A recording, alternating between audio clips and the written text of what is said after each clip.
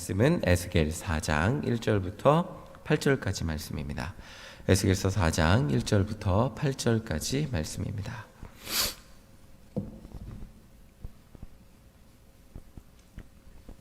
에스겔서 4장 1절부터 8절까지 말씀 한 목소리로 읽겠습니다. 너 인자야, 토판을 가져다가 그것을 내 앞에 놓고 한 성읍 곧 예루살렘을 그 위에 그리고 그 성읍을 에워싸되 그것을 향하여 사다리를 세우고 그것을 향하여 흙으로 언덕을 쌓고 그것을 향하여 진을 치고 그것을 향하여 공성퇴를 둘러 세우고 또 철판을 가져다가 너와 성읍 사이에 두어 철벽을 삼고 성을 포위하는 것처럼 에워싸라. 이것이 이스라엘 족속에게 징조가 되리라. 너는 또 왼쪽으로 누워 이스라엘 족속의 죄악을 짊어지되 내가 눕는 날수대로 그 죄악을 담당할지니라. 내가 그들의 범죄한 횟수대로 내게 날수를 정하였나니 곧 390일이니라.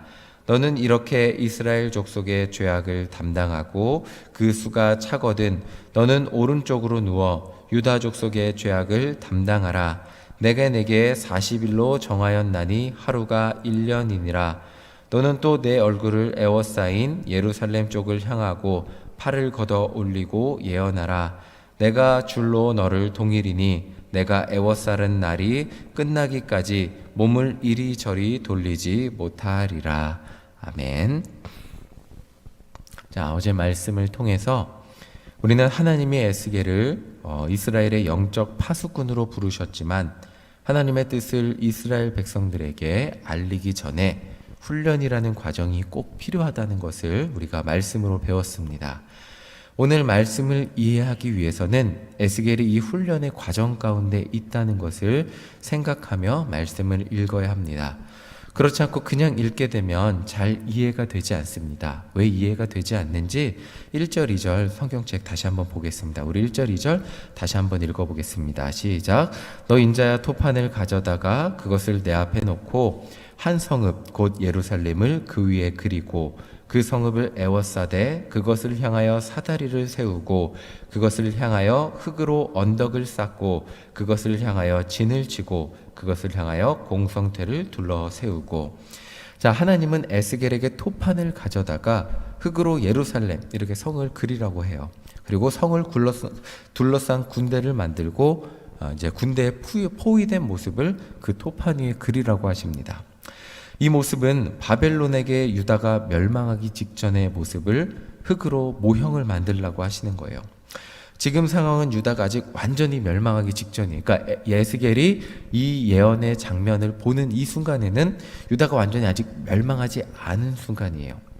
자, 바벨론이라는 나라가 이제 예루살렘이 이제 바로 바벨론한테 한번 이렇게 항복을 했어요. 예루살렘이 항복을 했는데 그런데 바벨론은 완전히 멸망시키지 않고 여호야긴 왕을 잡아갔습니다. 그리고 시드기야 왕, 자신한테 유리한 시드기야 왕을 왕으로 세우고 포로들을 잡아갔습니다. 그때 에스겔이 포로로 잡혀온 거예요.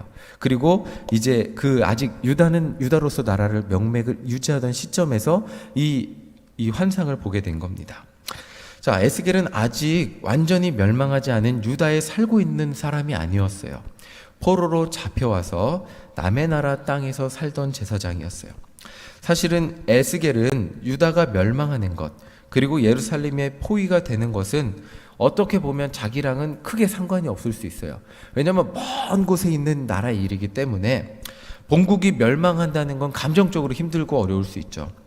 근데 직접적으로 생명의 위협을 당하는 것은 아니었어요. 자, 그리고 계속해서 우리 4절, 5절 함께 읽어보겠습니다. 우리 4절, 5절입니다.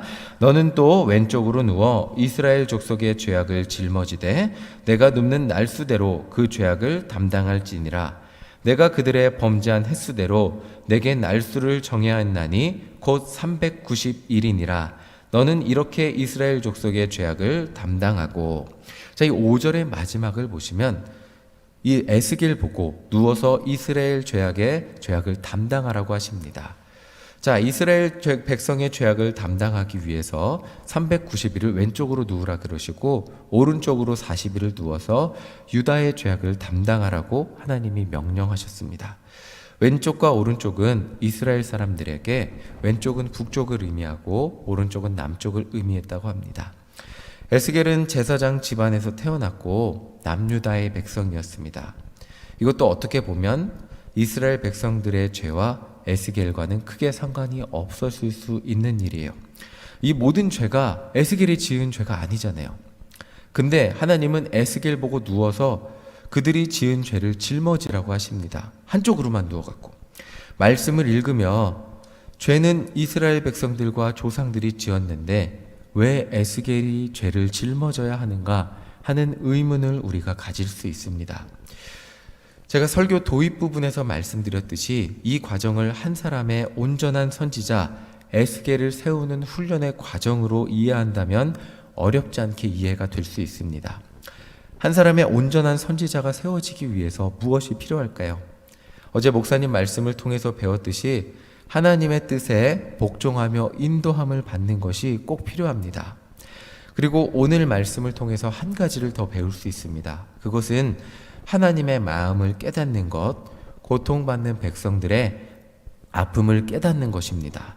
이것이 되지 않는 선지자는 하나님의 말씀에 억지로 복종만 하지만 끝까지 하나님께 자신의 고집을 굽히지 못하는 것을 볼 수 있습니다. 이 대표적인 예가 바로 요나라고 할 수 있죠.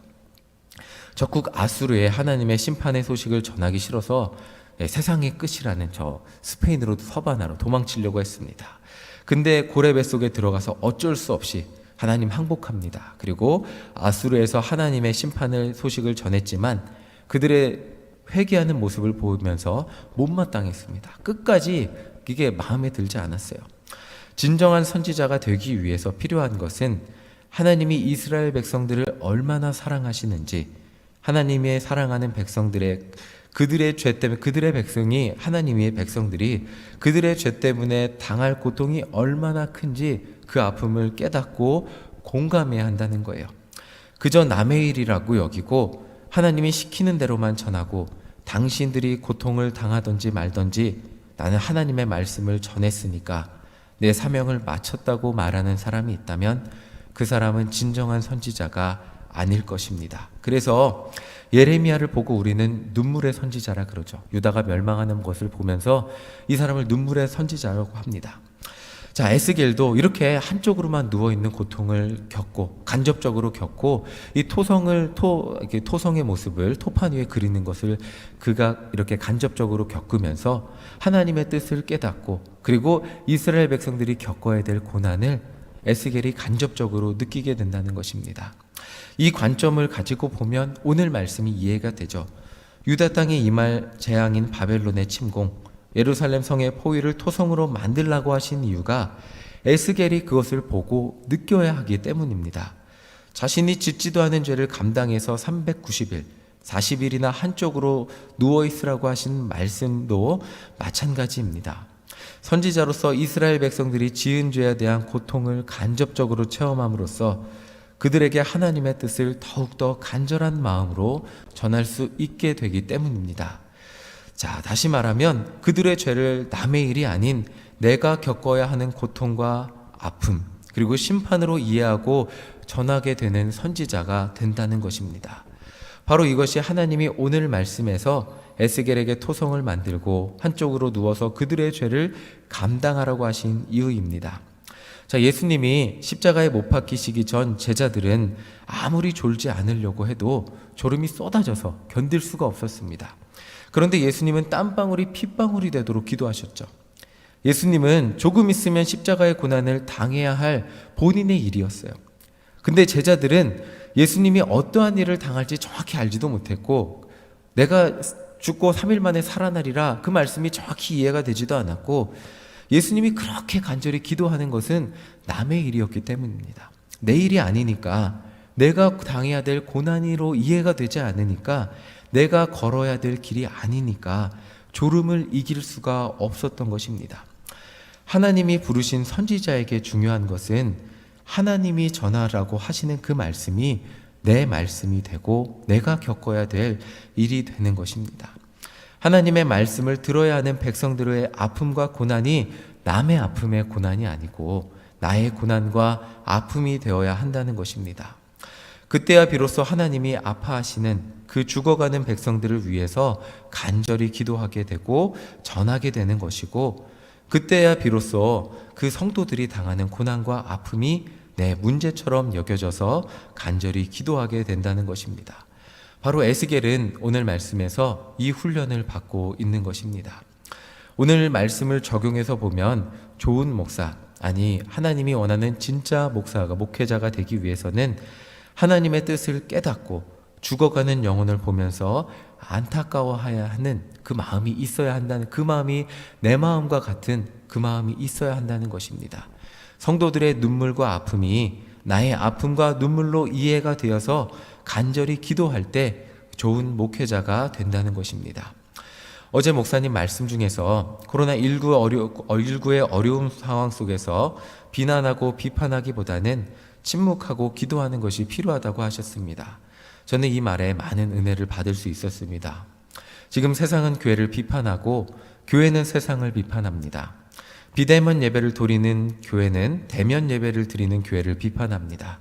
대면 예배를 드리는 교회는 우리는 예배를 드리다 순교하겠다고 예배를 못 드리게 하는 세력들을 비판합니다. 온통 나라가 비판투성이입니다. 그런데 지금 우리가 진짜 그리스도인으로서 필요한 것이 있다면 서로를 향한 비판이 아닐 것입니다. 오히려 에스겔에게 침묵하게 하시고 하나님의 뜻을 오늘 말씀을 통해서 먼저 깨닫게 하고 계십니다. 이와 같이 하나님은 우리가 이 나라 이 백성을 향한 하나님의 사랑을 깨닫기를 원하시고 계십니다. 그리고 우리가 그들의 죄악을 애통해하며 함께 기도하는 자가 되기를 원하고 계십니다. 바리새인이 하나님의 말씀을 잘 들었지만 놓친 것이 있습니다. 그것이 뭐냐면 세리와 창녀들이 당하는 그 고통을, 백성들의 죄악의 고통을 느끼지 못하고 저들은 더러운 사람들이라고 비난만 했기 때문입니다. 하나님의 마음은 그렇지 않았기 때문입니다. 중요한 것은 우리의 눈과 우리의 관점으로 세상을 바라보며 비난하고 비판하는 것이 아닙니다. 때로는 저도 속상하고 마음이 답답해 불평을 늘어놓을 때가 있습니다. 그러나 하나님 앞에서 회개하며 깨닫는 것은 하나님이 이 나라 이 민족 이 백성을 사랑하고 계신다는 것입니다. 그리고 하나님은 이 나라 이 백성의 죄를 비판하는 사람을 찾지 않으신다는 것입니다. 하나님이 찾으시는 사람은 이 나라 이 민족의 죄를 애통하며 기도하고 내 문제처럼 애통해하며 기도하고 진정한 회복을 위해 간절히 기도하는 사람이라는 것입니다. 오늘 하나님은 우리 모두를 에스겔 선지자와 같이 부르셨습니다. 비난하기보다 비판하기보다 그들의 구원을 위해 애통하는 마음을 품고 내 문제처럼 고통스러워하며 아파하는 그 마음을 가지고 기도하는 우리 모두가 되시기를 간절히 소망합니다. 내가 하나님의 마음을 품고 애통하며 기도할 때 우리 가정이 먼저 살아나게 될 것입니다. 우리 자녀의 문제가 내 문제처럼 품고 기도할 때 우리 가정이 살아나게 될 것입니다. 우리 이웃의 문제가, 우리 속회의 문제가, 우리 속도원들의 문제가 내 문제와 같이 여겨지며 기도할 때 우리 속회가 살아나게 될 것입니다. 그리고 이 나라 이 백성의 문제가 내 문제와 같이 애통하며 기도할 때 우리의 기도를 통하여 이 회원동이 살아나게 되고 후암동에 살아나게 되고 이 나라 이 백성이 주 예수 이름으로 살아나게 될 줄 믿습니다. 이 비전을 가지고 에스겔의 마음으로 애통하며 간절히 기도하는 우리 모두가 되시기를 간절히 소망합니다.